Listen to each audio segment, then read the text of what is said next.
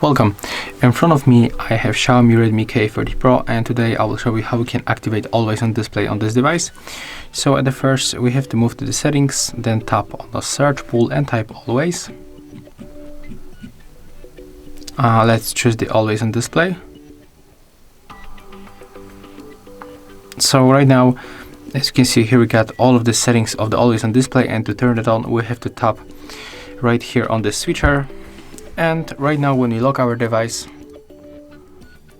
you will be able to spot the always on display on your Redmi K30 Pro. And if you want to adjust the settings, you can simply change them by tapping on the options. So that's how it looks. Thank you guys for watching.